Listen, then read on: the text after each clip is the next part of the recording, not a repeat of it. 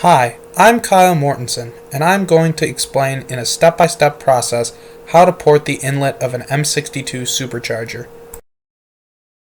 The first thing you will need to do is gather the necessary porting tools. This is a picture of all the things you will need. I will be explaining each in depth. This is a die grinder. This is the main tool you will be using to port the supercharger. There are many choices when it comes to buying a die grinder. Some are air-powered, others are electric.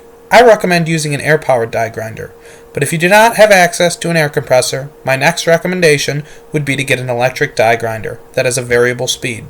The die grinder I went with was a Makita. It was the most cost-effective for my application. The die grinder is a very useful tool, but can also be dangerous. Always be sure to wear safety glasses while using it. The next thing you will need are carbide cutting bits. There are many different types of cutting bits you can choose from, but since we are porting an aluminum supercharger, I would recommend using aluminum porting bits.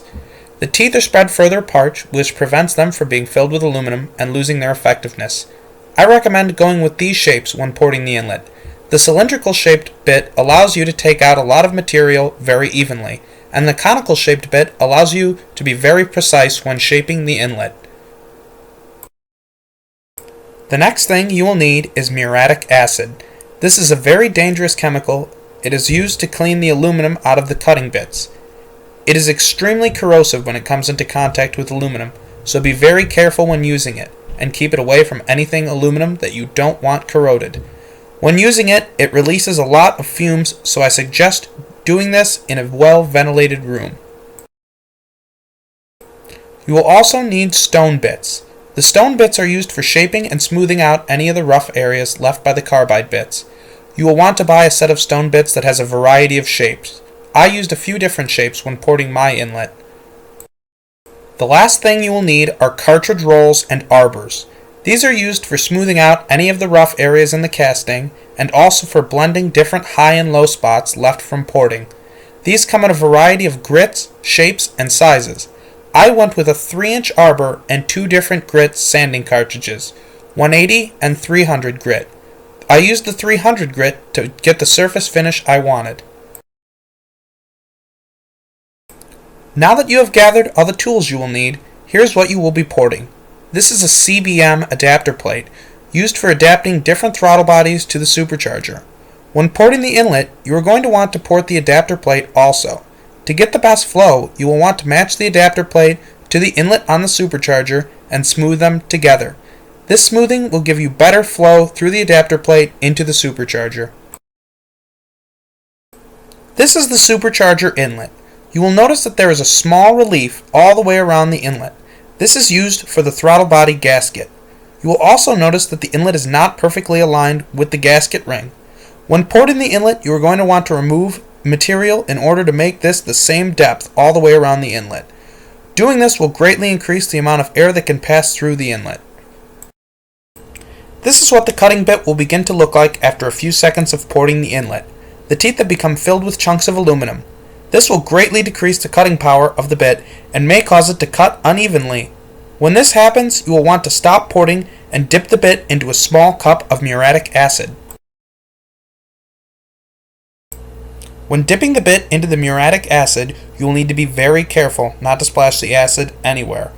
When you dip the bit in, the acid will begin to fizz violently. This is normal. This is the muriatic acid dissolving the aluminum off your bit. When the fizzing is finished, remove the bit and dry it very well with a towel. If any of the acid gets onto the supercharger, it will begin to eat it away, so it is crucial to keep your bit dry when porting. This is a picture of the progress. You will notice I am taking my time trying to keep everything very even. The top of the inlet has a small lip in it. You will want to remove that lip and smooth it out. As you can see in the picture, I have started porting the inlet. I am using the cylindrical shaped cutting bit and starting in the area of the inlet with the most material. In this video, it shows me making small, smooth movements along the bottom of the inlet. This method works best because it prevents any dips and high spots that you will need to smooth out later.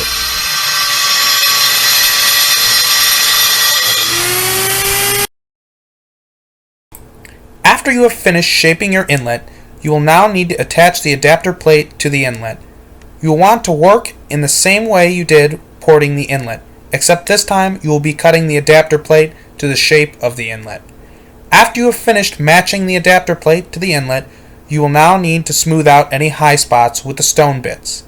Do not dig in with the stone bits, they are just for smoothing out bumpy and high spots. These stones will take out more material than you want if you're not careful. After you have finished with the stone bits, transition over to the cartridge rolls. They are strictly used for smoothing and rounding areas. If you want to take out more material in a certain area, go back and use your stone or carbide bits. Using these to remove material often leads to very subtle dips in the surface that are very difficult to remove. After you have finished smoothing with the cartridge rolls, your finished product should look something like this. Nice smooth edges and a clean transition from the adapter plate to the inlet on the supercharger. Porting the inlet is a cost-effective and easy way to pick up a few horsepower if done correctly. Following this instructional guide will help you get the finished product you are looking for.